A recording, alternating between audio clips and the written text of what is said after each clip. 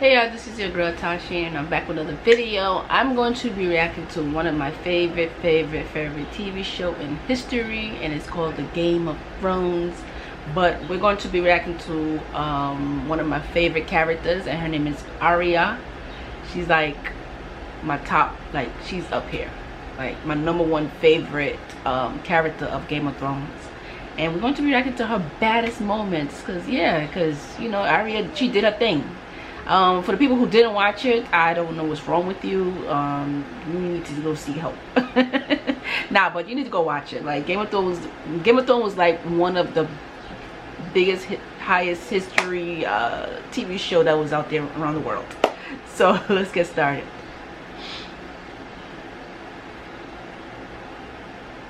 First blood. Once again brought to the edge of reunion with members of her family, hope is snatched away from Arya when she and the Hound arrive too late to the twins. Having witnessed some of the horrific aftermath of Walder Frey's treachery at the Red Wedding, Arya is justifiably traumatized, with no more F's to give. Leaving with the Hound, the duo comes across a group of Frey men, bragging about their recent participation at the very wedding that left her brother, mother, future sister-in-law, and niece or nephew dead. None of the Starks had much to say about the end of that meal. Tricking one of the men, she then viciously stabs him over and over, quickly dispatching the rest. Vala Margulis indeed.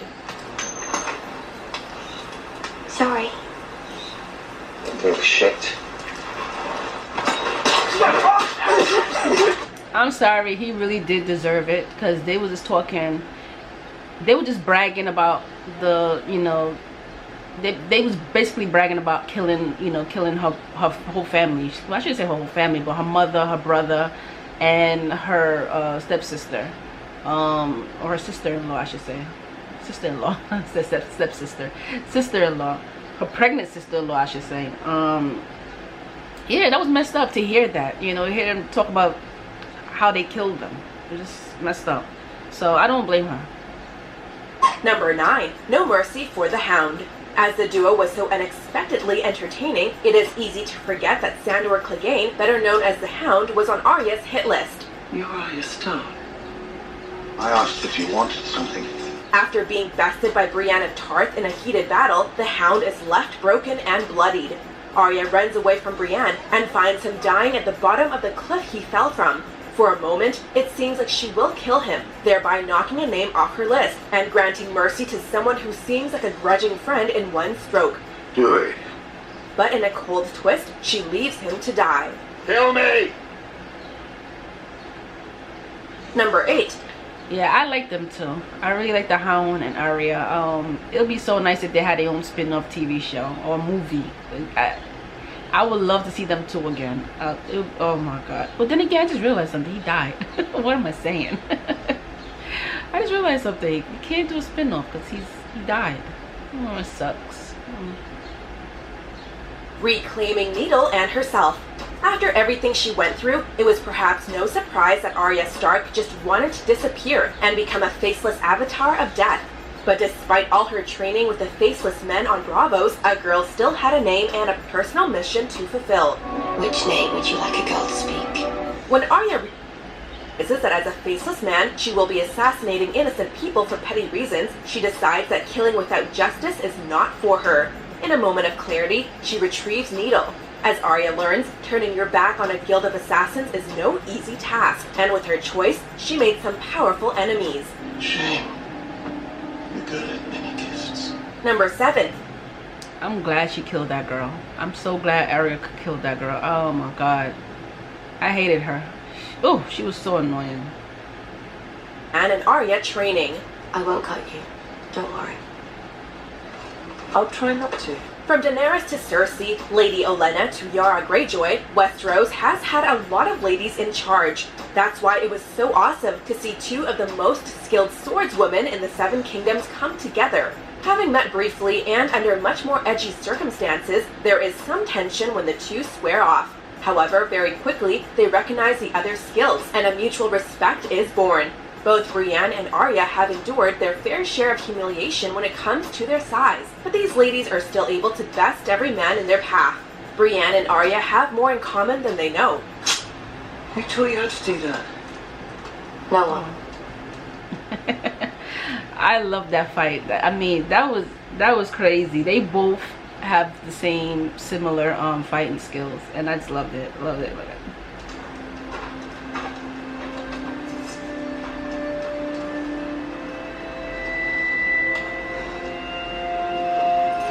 Number 6. Killing Polliver. When the War of the Five Kings began, Arya found herself captured, had her sword stolen, and then witnessed the brutal murders of many of her fellow captives. That's a fine little blade. Maybe I'll pick my teeth with it. All of this violence left an indelible mark. That was so messed up what he did to that little boy. Oh my god, I couldn't believe it. Youngest Stark girl. 2 seasons later, Arya and the Hound cross paths with Polliver and his crew, the same men responsible for the torture of the captives. Except now, Polliver is decked out in the king's colors. After the Hound makes his opinion on the king clear, a fight breaks out, and Arya jumps in. Relishing in the wounded Polliver situation, she throws his words back at him before slowly and methodically stabbing him with the sword he stole from her. Maybe I'll pick my teeth with it. Number 5. Killing Mer. Good for him. He deserved it, especially what he did to that little boy. That was sad. Trant. In case you need a little reminder, Meryn Trant was one of Joffrey's men, a sexual predator who allegedly killed her fencing teacher Syrio Forel, and frequently brutalized and humiliated her sister Sansa on King Joffrey's orders. In one of her most graphic kills, Arya posed as a young prostitute in order to get Trant alone. She blinds and tortures him before slitting his throat, all with a blank and utterly unfeeling look on her face. The brutality of the scene demonstrates just how far Arya has gone, how ruthless she has become, and to what lengths she is willing to go to exact her revenge. Nothing. Nothing. Number 4. Hated him. Hated him. Gosh. Killing the Waif. Joining the House of Black and White meant giving up everything she ever was, but to most viewers, it was clear from the start that Arya of Winterfell was not cut out to be faceless. You're not ready. When Arya abruptly leaves the guild, she brings their wrath upon her head. Her one-time mentor, Jaqen, sends his acolyte to the Waif after her so that she can pay the price. Don't let her suffer. After a chaotic chase through Bravos, Arya challenges the faceless girl in a pitch-dark battle, a skill the Waif herself taught her. Was I the only one who was scared? When we seen that scene, I was so nervous. I was like, Arya cannot die. She cannot. Because like I said, she was my favorite. She's my favorite character from day one. And I was so scared when I saw this episode. This part right here, I was like, oh my god, please don't die. Afterward, Arya confronts Jaqen and rejects his assertion that she is now no one. She's Arya motherfucking Stark, baby. Finally, a girl is no one. A girl is Arya Stark of Winterfell. Number 3. Killing Littlefinger. You told our mother. Oh my this god. I'm so glad. Oh my god. Tyrion Lannister. Well, that was another one of your lies. In this shocking episode, we were led to believe that the Stark sisters were going to turn on each other due to Lord Baelish's puppet mastery and manipulation. However, in a shocking twist no one expected, they were the ones playing him. You stand accused of murder. You stand accused of treason. How do you answer these charges? Lord Baelish. Teaming up with Bran, who was able to see through Baelish's schemes, the Stark sisters set... Did you see his ugly face? Did you see his face? He was like confused, like, what? What's going on here? Littlefinger to death. So happy. And in one of her most badass moments of the entire series, Arya delivers the final blow. Yeah, she did. She didn't want to hear no more. Just Kids are still reeling from this moment all these years later. Shut up. Number 2, killing Walder Frey. Sitting down to his dinner, the ornery old man and orchestrator of the Red Wedding antagonizes the young serving wench as he calls for his sons. Where are my damn moron sons? Black Walder and Lothar promised to be here by midday. They're here. When the wench replies that they are already there, he discovers that they have been baked into the pie he has been eating. Removing her borrowed face, Arya smiles as she slits his throat, just like he had done to her mother. She would later pull the same trick in reverse, posing as the elder Frey to kill off his sons and all of the remaining members of House Frey, who said revenge is a dish best served cold. Karma is a bitch. That's karma for you. When Arya Stark is cooking up vengeance, it can be so much more. Yep. Tell them the North remembers. Before we reveal our number 1 pick, here are a few honorable mentions.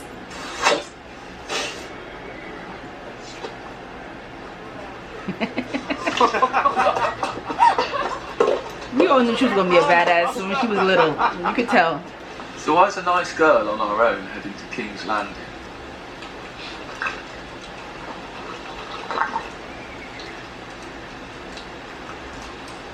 I'm going to kill the Queen.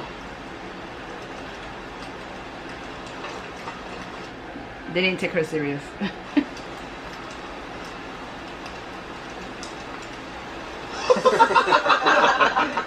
You want it? I'll give it to you. I already killed one fat boy. I bet you never killed anyone. I bet you're a liar. But I'm not. I'm good at killing fat boys. I like killing fat boys. Isn't it crazy how them two became best friends? Oh, you like picking on the little ones, do you?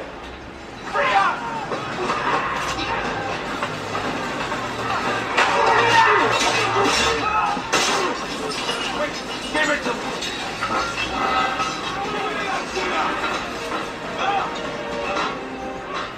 me! Number 1, killing the Night King. What do we say to the god of death?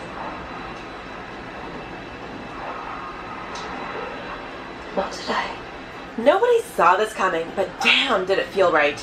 After seasons of arduous training and merciless killing, Arya's purpose finally became clear when she unexpectedly did in the most evil undead villain of them all.